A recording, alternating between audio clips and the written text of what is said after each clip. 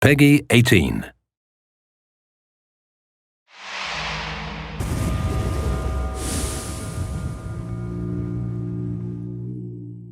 Oh my god. Check these 4 puddles. Oh no. Oh shit.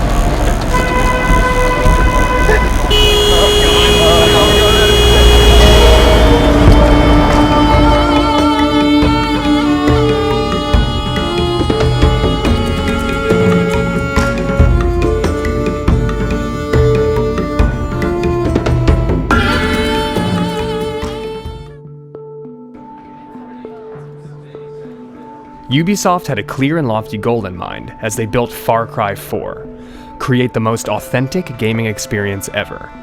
The dedicated developers in Montreal were step 1. Immersion in the game's inspiration, the Himalayas, was step 2. It was imperative to see the people, places, and things that would help bring this game to life. Nepal also suggests a lot of different kinds of environments, right? How are you going to feel going from sort of the virtual world that you have created into the new world that we're going to?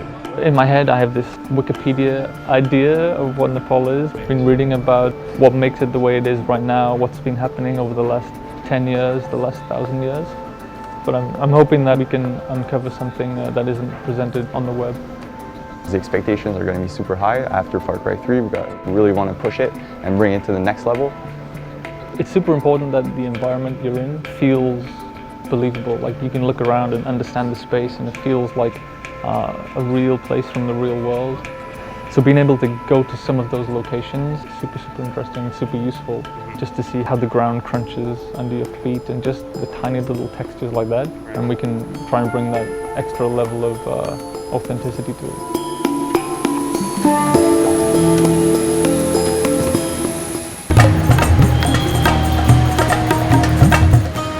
Arriving in Kathmandu was intense. The end of the Nepali Civil War meant a mass migration into the city, and with it came mass pollution, overpopulation, and the sense that an ancient city wasn't ready for modernity to be thrust upon it. Everyone seemed to be experiencing that sensory overload, too. It's visually super noisy. I'm having trouble processing everything that I'm seeing because I'm trying to remember it all. I'm like, that's useful. Well, that's super useful. That post is incredible. That texture is awesome. Right now, I'm just trying to absorb it all.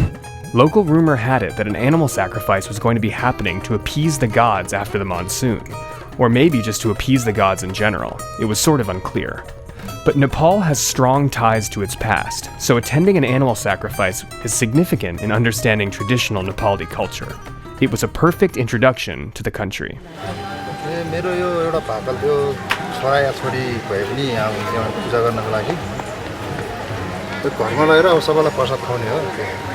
So we've made it to Dakshina Kali Temple, where the goddess Kali asks for blood sacrifice from her devotees. That face is the face only a Kali could love.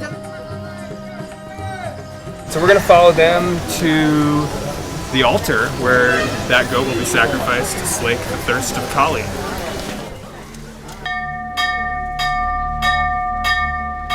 It was certainly a normal cultural moment, but for a second, everything got pretty quiet.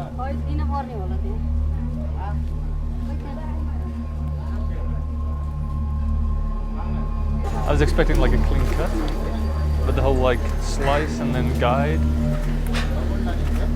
It's been super interesting to get this close to the source material.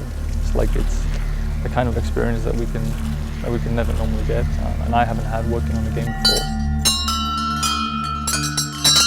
I didn't realize the significance of bells, especially around temples and places of worship. In my head before I went, I had this very stereotypical kind of soundscape of what a place of worship sounded like. I think what we'll end up with is something that's less like a stock movie soundtrack kind of vibe, and we'll capture something that's much more realistic.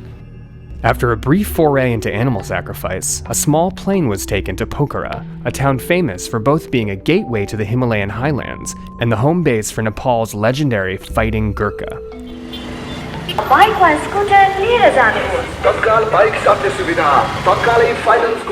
The legend of the Gurkha inspired the warriors created in the game. मेरो खुसीले गएको थियो यो वर्ष भने वर्ष रासन खाएपछि मरे मेरो खुसीले आदि बगेर हाम्रो साझाहरू मरे धनको थुप्रो के हड्डीको थुप्रो भने हाम्रो साझाहरूले त्यस्तो भन्छ। The young Gurkhas in training gave a sense of what the challenges and motivations were to join one of the world's most elite fighting forces.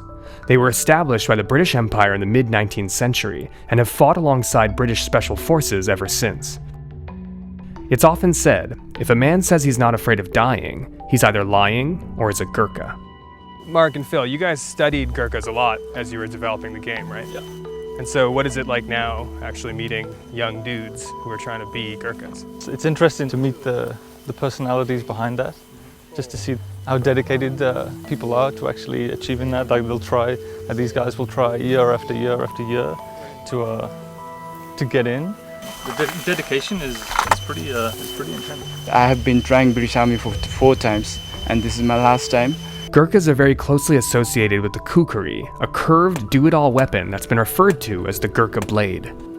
कुकुरी चल्छ नि अनि सन खानु भएपछि के गर्ने ठान्दैन भने कुकुरी तान्यो खेल्यो हान्ने त्यसले गोर्खा बाजेले भनेले पहिले गर्नु। Just a few years ago, a retired Gurkha successfully fought off 40 thieves who had hijacked a train, killing 3 of them and seriously injuring 8 others, with just a kukri. It's also the primary blade used in Far Cry 4. We will die for Gorkha, sir, if we are selected for British Army, Gorkha. It was becoming apparent that pride came with being a native of the Himalayas. As the journey continued towards the guerrilla trail, the roads were getting narrower and more perilous. The conversations with the young Gurkhas weighed heavily on everyone's minds. There was a looming sense that an intense few days were to come, as the developers were going to meet the real people behind the game they wanted to create, people whose lives had been torn apart by the Civil War.